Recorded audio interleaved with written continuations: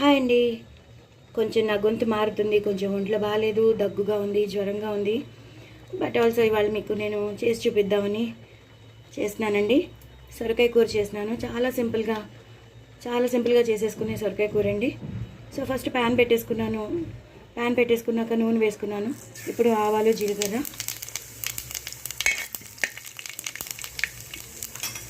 అలాగే మినప్పప్పు, శనగపప్పు. ఎక్కువ వేయక్కర్లేదండి, మీకు ఎంత కావాలో అంత వేసుకోండి. నేను ఇంకా ఎండుమిరపకాయ వేయట్లేదు, ఎందుకంటే నేను పచ్చిమిరపకాయలు ఎక్కువ వేస్తున్నాను కాబట్టి, అలాగే ఎండుకారం కూడా వేస్తాను కాబట్టి నేను ఇంకా ఎండుమిరపకాయలు వేయట్లేదు. ఎందుకంటే ఎండుమిరపకాయలు వేస్తుంటే అన్నీ తీసి పడేస్తున్నారు, బోల్డ్ని ఎండుమిరపకాయలు వేస్ట్ అయిపోతున్నాయి. సో ఈ కారం పచ్చిమిరపకాయలతోనే కారం వచ్చేస్తుంది కాబట్టి వేసుకునే వాళ్ళు వేసుకోవచ్చండి ఎండుమిరపకాయలు, నో ప్రాబ్లం. నేను వేయట్లేదు అంతే, ఎందుకంటే పచ్చిమిరపకాయలు నేను ఎక్కువ వేస్తాను, ఆ కారం మొత్తం పట్టేస్తుంది. మళ్ళీ ఈ కారం ఆ కారం మొత్తం అన్ని కారాలు ఎక్కువైపోతాయని నేను ఎండుమిరపకాయలని స్కిప్ చేశాను. లేదంటే మాకు ఎండుమిరపకాయలు ఫ్లేవర్ కావాలి అన్నవాళ్ళు వేసుకోవచ్చు, తప్పకుండా వేసుకోవచ్చు. కొంచెం ఇది బాగా వేగిపోయాక మీరు తరిగిన పచ్చిమిరపకాయలు వేసేసుకోవాలి. నేను చాలా రిస్క్ తీసుకుని చేస్తానండి. చాలా సార్లు నాకు వేడి నూనె నా చేతుల మీద పడింది, చేతులు ఎన్నోసార్లు కాలాయి, ఫోన్ మీద పడింది. కానీ మీకు డెమో చూపిస్తే మీకు తొందరగా అర్థమైపోతుందని నేను ఇలా చేస్తున్నాను అనమాట. పచ్చిమిరపకాయలు వేసేస్తున్నాను, ఎందుకంటే కొన్ని పచ్చిమిరపకాయలు వేసుకున్న ఇలా సొరకాయ కూర వాటర్ కంటెంట్ ఉన్న కూరలకి ఏమవుతుందంటే తొందరగా కారం పట్టేస్తుంది, అప్పుడు చాలా కారం అయిపోతుంది, తినలేదు. సో అందుకనమాట. అయినా సరే నేను 7 పచ్చిమిరపకాయలు వేసాను. ఇలా సన్నగా అంటే హాఫ్ చేసిస్తాను. ఒక్కొక్క పచ్చిమిరపకాయని దాని సైజుని బట్టి 2-3 వచ్చేటట్టు చేసేసాను. ఇలాగ అయిపోయాక ఉల్లిపాయలు వేసుకోవాలండి. సన్నగా తరిగిన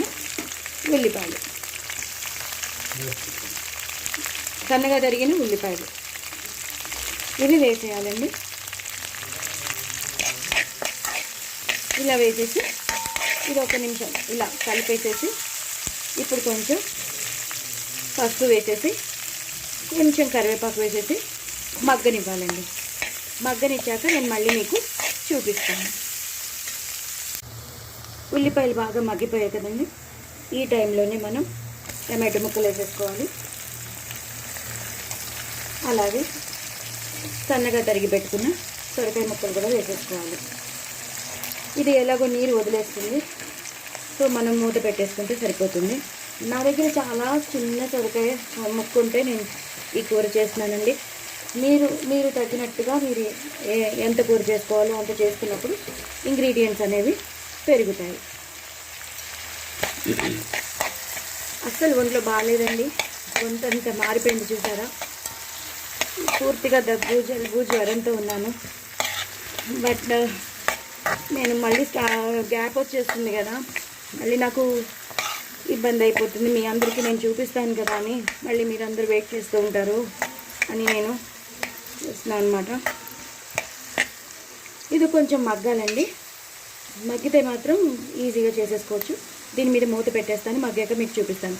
కొంచెం పడితే 1/2 గ్లాస్ వాటర్ పడుతుంది, అది నేను మళ్ళీ మీకు ఒకసారి మళ్ళీ చూపిస్తాను వేసేటప్పుడు. ఇలా ముక్కలు వేసేసాను కదా, ఇదే టైంలో మనం కొంచెం అల్లం వెల్లుల్లి పేస్ట్ కావాల్సిన వాళ్ళు వేసుకోవచ్చండి, అక్కర్లేని వాళ్ళు స్కిప్ చేసేయచ్చు. మీరు మా ఇంట్లో చేసుకున్న అల్లం వెల్లుల్లి పేస్ట్ కదండి, చాలా పంజెంట్గా ఉంటుంది. సో నేను కొంచెమే వేసుకున్నాను ఆ ఫ్లేవర్ రావడానికి. ఇష్టం లేని వాళ్ళు స్కిప్ చేసేసుకోవచ్చు, జస్ట్ మామూలుగానే ఇందాకట్లా నేను ఉల్లిపాయలు టమాటోలు వేసుకుని కదా అలా చేసేసుకోవచ్చు. మాకు ఆ ఫ్లేవర్ కావాలి అన్నవాళ్ళు వేసుకోవచ్చు. ఇప్పుడు కొంచెం 1/2 గ్లాస్ వాటర్ పోసేసుకుని మూత పెట్టేయాలి. ఇది బాగా మెత్తగా మగ్గిపోయాక అప్పుడు మనం ఉప్పు, కారం అన్నీ వేసేసుకోవచ్చు. అయ్యాక నేను మీకు చూపిస్తాను. కూర బాగా మగ్గిపోయిందండి, టమాటోలు అన్నీ బాగా మగ్గిపోయాయి. మీకు ఆవిరి వస్తున్నట్టుంది, అందుకు కనిపించట్లేదు, కొంచెం దూరం తీసుకెళ్తాను నేను. బాగా మగ్గిపోయాయి. ఈ టైంలో మనం తగినంత ఉప్పు, ఎక్కువ వేసుకోక్కర్లేదండి, ఎందుకంటే ఆకుకూర వాటర్ కంటెంట్ ఉన్న సొరకాయ కదా, సొరకాయకి ఎక్కువ వేసేసామనుకోండి మళ్ళీ ఇబ్బంది అయిపోతుంది.